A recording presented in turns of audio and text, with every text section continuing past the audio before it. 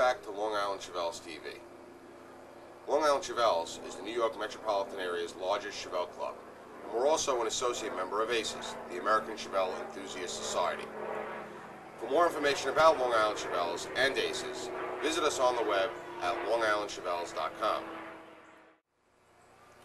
To bring everyone up to speed, this is a small block 67 Chevelle.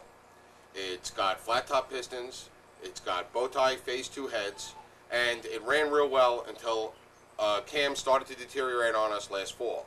We did a cam swap. During the course of that cam swap, we weren't sure where to set the timing and the carburetor for the new cam. With most performance engines, there is no factory spec for timing and carb adjustments, so it's a lot of trial and error. So we put the carb back on, the ignition system back in where they were with the old cam. We tested it for a while and found that it just wasn't running right. It had more power, it was using a lot more fuel than it should have used, so we started to investigate the problem. All sources led to a blown power valve as our first problem. On a previous episode of the show, we covered replacing that power valve, and that turned out to be our problem. The car idles much cleaner now. It doesn't fume. Your clothes don't stink of fuel when you drive the car. So we started going in the right direction. We know our ignition system is the weak link now, and we're going to straighten that problem out. Like many of you using junkyard HEI ignitions, we're doing the same thing in this car. For years and years, you know, when we had a problem with the ignition system, we'd swap out the old HEI with another one from the junkyard, with who knows how many thousands of miles on it. This particular setup is getting close to 90,000 miles, and I'm sure that HEI might have had 90,000 before it. So it's time for a change. Okay, we got our baseline now. We let the engine warm up so it idled smoothly at its normal operating temperature, and we checked the timing of the engine. Timing of the engine was 18 degrees before top dead center at idle. Now 18 degrees on an engine that's had some work done to it isn't all that high, although it sounds high compared to a stock timing spec. 18 degrees for this particular combination with this particular distributor was a little hard to start when the engine was hot. You know, after you shut it down, let it sit for 2 or 3 minutes, and then try to start it back up, the engine lugged a little bit against that timing. So we know that the 18 degrees was probably on the high end for us with this distributor. So when we install our new distributor, we're going to pull it back 2 degrees and go to 16 for a smooth start. A little bit about timing lights. When you time your engine, any timing light will do. You know, in a previous episode, you've seen us use an electronic timing light that has an electronic readout on the back with a tack and other functions. This is a basic timing light, and there's also dial-back timing lights to check your advance. Doesn't make a difference which timing light you use as long as you use it properly. The dial-back and the electronic ones are great because it's a lot easier to figure out what your advance is, but if you're like me and you like the old reliable basic timing lights, just get timing tape for your balancer. The timing tape sticks to your harmonic balancer, you wrap it around the balancer, stays there forever unless something hits it and knocks it off, and that degrees your balancer. So you can look down at the balancer and it's calibrated, and it'll tell you where you are when you're advancing your timing. It's a good tool to have, but a reliable timing light is important, and it's absolutely necessary when you're changing the distributor or trying to tune the vehicle. An important thing about doing a distributor change is choosing the right distributor. We knew we were going to go with a GM HEI style distributor. It's dead solid, reliable, everything's contained in the cap, and that was our choice for this project. There are plenty of other distributors out there. You can use small cap, you can use points distributors. The basic theory is the same. They tell your engine when to fire each plug, and they also advance your timing under certain engine conditions. An important thing to look for in a distributor for a performance engine is that you can adjust your timing advance. The distributor advances 2 ways. It advances with a mechanical, centrifugal type advance, or with a vacuum advance. The vacuum advance is for light load situations, as in cruising on the highway when there's very little load in the engine. Your engine can tolerate more advance, and being that your engine has more vacuum under that condition, it'll pull some vacuum in through this canister, and it'll advance your engine a little bit more. Your other advance, more importantly for power, is your centrifugal or mechanical advance. This advances based on engine speed, engine RPMs, and it has springs and weights, and these are adjustable. You can put lighter springs in and different weights in order to tailor your advance so that it comes in sooner or later, and you can tailor it to where you want to be. We're not going to touch any of their adjustments out of the box. This is an HEI available by a popular name brand company. There's a lot of real no-name, inexpensive HEIs out there. I don't really recommend them because of the quality control issues. This being a brand name, I'm hoping that the quality control is a little bit better. It was only a little bit more expensive, still very affordable, and I'm hoping that the timing will be dead solid reliable. Also in it is your ignition module. Okay? In my particular application, we don't use an ignition module because I'm running an ignition box separate from the distributor. So I'm going to have to remove this and put in the wire attachment that I'll need for my ignition module. Otherwise, this can go in exactly the way it is.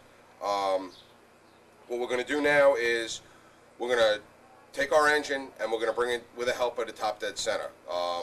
There's several ways to do it. You can turn it over by hand with the number one spark plug out, a finger in the hole. When you start to feel the pressure build up in that cylinder, look at your balancer and see that it's coming up on top dead center, and when the timing mark is at 0, you know you're at top dead center. You could also have someone crank it over with the ignition, just bumping it with your finger in a spark plug hole to see. You could put a compression gauge in the spark plug hole. They sell whistles, they sell piston stops. There's a variety of ways to get that engine to top dead center. The old school way, the backyard mechanic way, is the finger in the spark plug hole when you feel the pressure.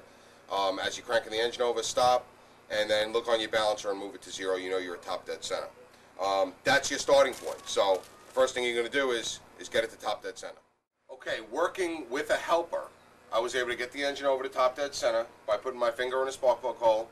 My helper bumped the starter over with the key, got it up to where I felt the pressure coming out, and then we double checked it on the balancer. We know we're at top dead center. We're at our starting point now. I'm going to go ahead now and take that ignition module out of the distributor as it came, and I'm going to put in the wire attachment I need for my ignition box.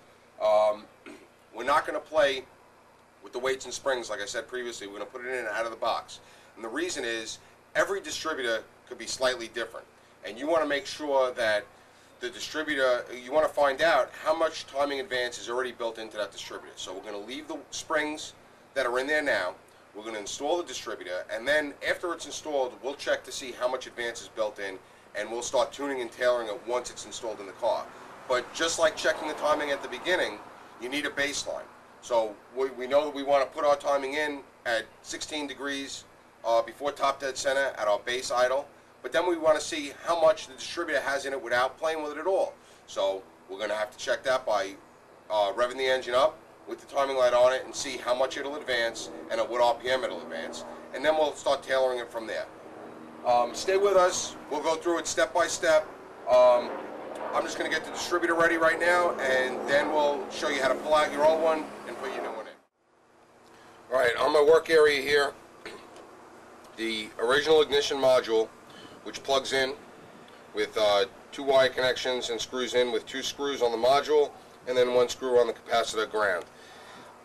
Take the 3 screws out, unplug the 2 wires, and the whole ignition module comes out along with the factory pigtail. Don't throw this away, save this. Most people are going to leave this intact because they're going to the HEI is going to be self-contained. I have an ignition box, so therefore I'm not using the ignition module.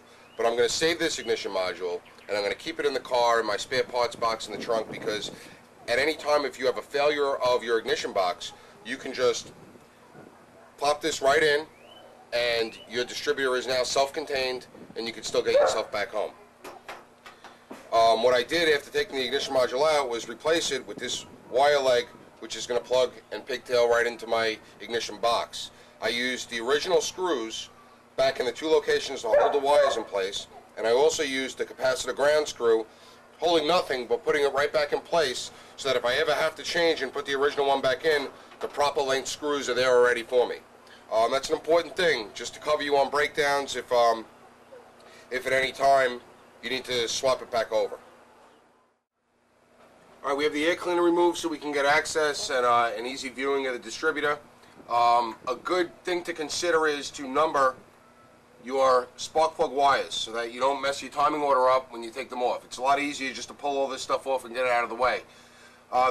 They sell commercially made clip-on numbers which come with most wire sets, which I'm using here, or you could just simply with a Sharpie or a marker write a number on the top of each plug wire, or temporarily you could just put a piece of masking tape around it, numbering all of them so you don't mess your firing order up.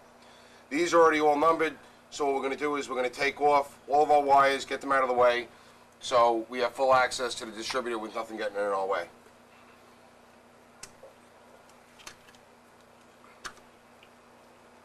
As we pull these off, just remember to pull them from the boots themselves, not from the wires, so they don't pull out on you.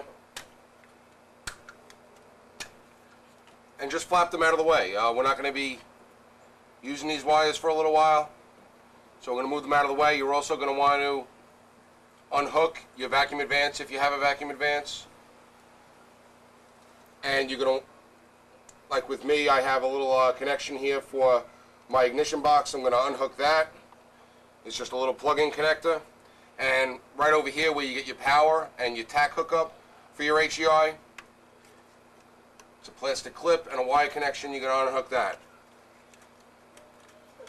So now everything that's wired up to the HEI or plumbed in via vacuum is disconnected. You can now turn and loosen your distributor hold down bolt. You might have to take it all the way out if it's a nut or a bolt. In order to remove the clamp, sometimes you have to take them all the way out. Sometimes you can just loosen them up and the clamp will slide out enough so that you can pull the distributor out. Remember, before we pull this distributor out, we already have this engine set to top dead center on the compression stroke. You need it there before you pull the distributor out, so when you put your new one in, you're getting it in the right spot. There are some shortcuts you can take when doing that, but we're not going over that here. We're just trying to do the straightforward distributor install, and top dead center is where you're going to want to be. One shortcut that you might want to consider is, if you know you want to start it at around 10 degrees or so before top dead center, you can turn your engine over by hand if you have a degreed balancer and bring it to 10 degrees before, and then install the distributor exactly in the same spot as well. This way you're already at 10 degrees. Either or, it doesn't matter. It's a lot of preference. You should be able to fire the car and get it started, then adjust your initial timing. We're going to leave it here at top dead center, and we'll take you through it step by step. Okay, we removed our cap, and I don't know if your angle is good enough, but you'll see the rotor at top dead center has just passed the number one. And that's just about in the spot where you want it to be. Sometimes it's directly pointed number one, sometimes it's just past it. The thing here is that without actually using a piston stop to get to actual top dead center perfect in a perfect spot, it's a little difficult. So you take a look at your rotor orientation. It's pointed number one.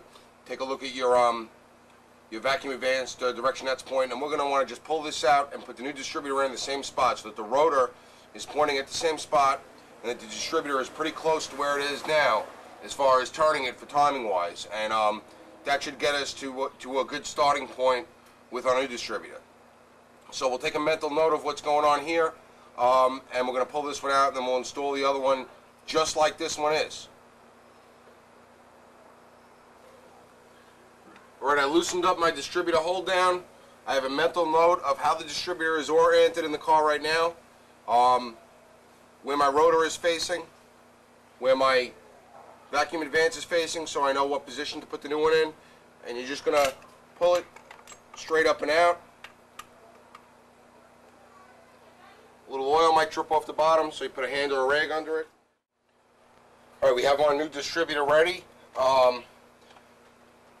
Like I said previously, I put my wire attachment for my ignition box, and I put the rotor in place so that we can orient the distributor when we put it in. New distributors often ship with cam lube, the same kind of lube you'd use for a break-in of a cam.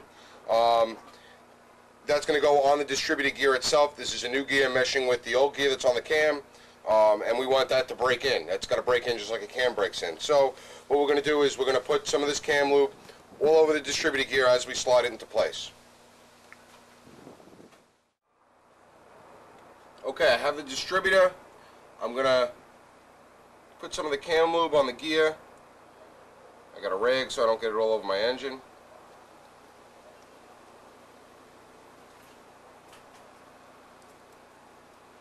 Cam lube is a little runny.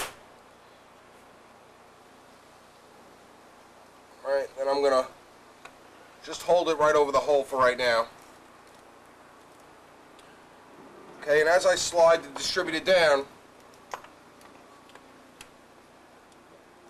you want to look at your rotor, have it pointed in basically the same direction so that it's going to slide in right.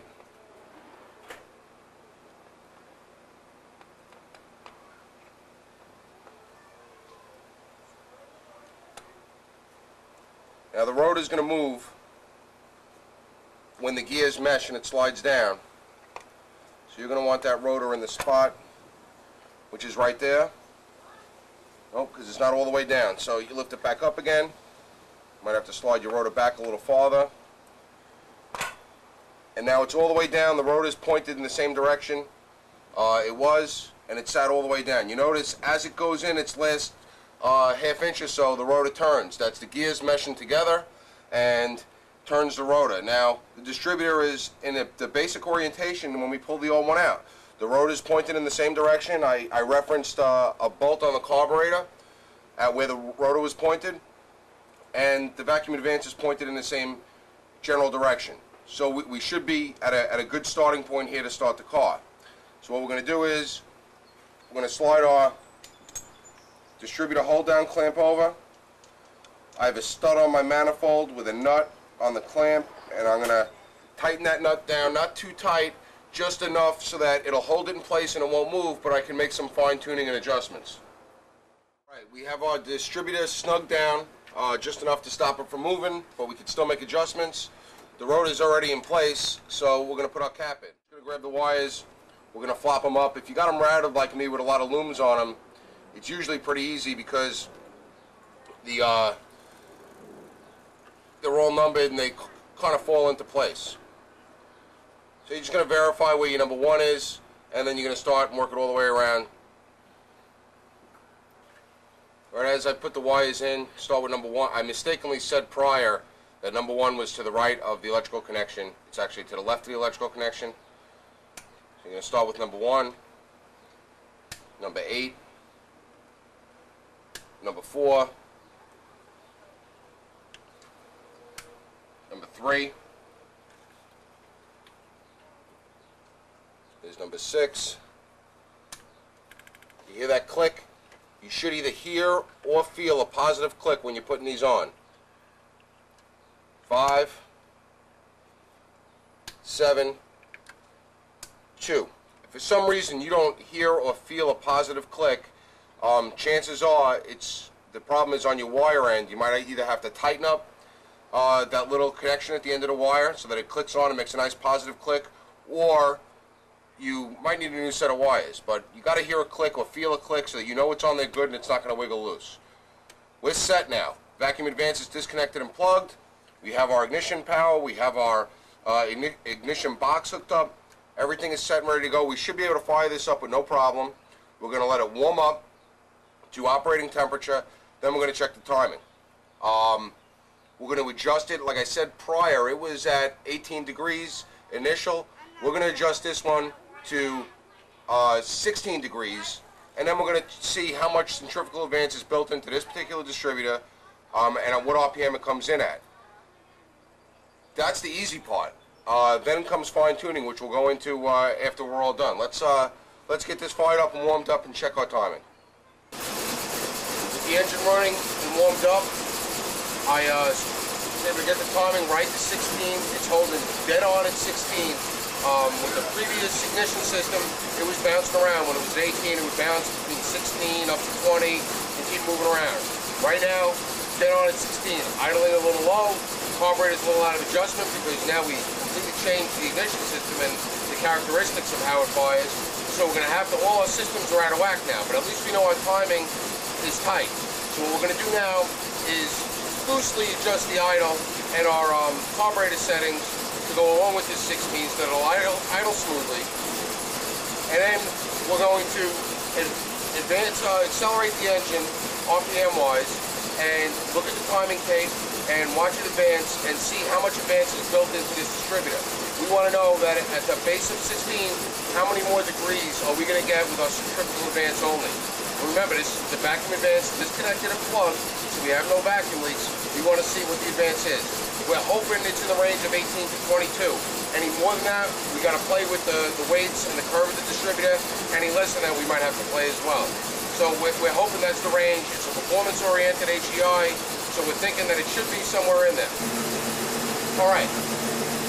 At 16, it's fully warmed up. What we're going to do is we're going to check and see how much we have in our centrifugal or mechanical advance. By doing that, what we're going to do is we're going to put the timing light on the timing pointer. Now I have timing tape on there, and it's going to read 16 degrees right now. I'm then going to open the throttle and watch it advance, and notice the point at which the advance stops moving.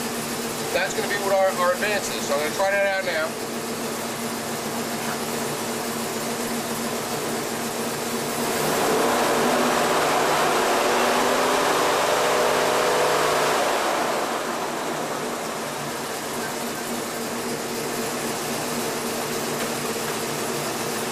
Okay, it advanced up until it gave me just about 38 degrees. So at 16, you take 38 degrees, you subtract your initial of 16, 22 degrees in the distributor. Probably right around where we want to be. This engine, this combination seems to tolerate a little bit of extra timing. 36 to 38 is usually where a small block is going to run in. With standard bow tie heads. Vortex-headed engines are completely different. But based on the compression ratio of this engine, we're running premium fuel. I knew previously that it liked timing in that range. The only way you're going to know for sure is to go out and give it a ride. And that's when you're going to have to start playing. We're going to have to take a look also and see at what point we reach that 36 to 38 degrees. We don't want to get there too early. We don't want to get there too late. In a heavy car like this, about 4,000 pounds, we want to get there in or around 3,000 RPMs. Anything under 28 will probably give us some detonation, and anything after 32 is probably going to make the car a little sluggish. That's trial and error. We're going to take the car out for a ride now. We're going to adjust the springs. If we have to change springs with a lighter one to make it come in sooner, we'll do that. Once the timing is set, we know we're good with the timing, then we can make our final carburetor adjustments just like you would out of the factory. You're going to put a vacuum gauge on it, and you're going to adjust your idle mixture screws. Make sure your accelerator pump is adjusted right, set your idle so that it's where you need to be with the characteristics of your engine, and you're good to go. Okay, we checked at what RPMs the timing is coming in at. It reaches its just about 38 degrees at about 2,900 RPMs, 28, 2,900, right in there. That should be good. Hopefully it's not too early for us where we'll start having some detonation issues. We're not going to know until we ride it, and we're not going to know until we ride it hard. Easy driving, probably going to be fine. It's getting on it hard, making sure it feels torquey, accelerates right, and making sure you have no detonation at full throttle. We then set our idle speed. We adjusted our carburetor using a vacuum gauge on manifold vacuum with our adjustment screws, like an 1/8 to 1/4 of an inch at a turn, going from side to side until we reach the highest RPM, or in this case the highest vacuum reading. Once you got it set there, again, adjust your idle so that it goes into gear smoothly. It idles at the speed you need it to idle at. And make sure the final thing that you do is adjust your accelerator pump arm to make sure that that's set for the idle that you just set it at. The only other thing that you'd have to do left is your vacuum advance. The vacuum advance is adjustable. You slip an Allen key down the throat of the vacuum advance and adjust it. Easy way to test how much you're getting in vacuum advance is to hook it to full manifold vacuum and check your timing. You know your base is 16 at idle. Hook it up, see what it bumped up to. About 10 to 12 on a performance-oriented engine is pretty good for your vacuum advance. That'll give you an extra 10 to 12 degrees when you're cruising on a highway under light load conditions. It'll have your engine run cooler, and it'll give you some more fuel economy.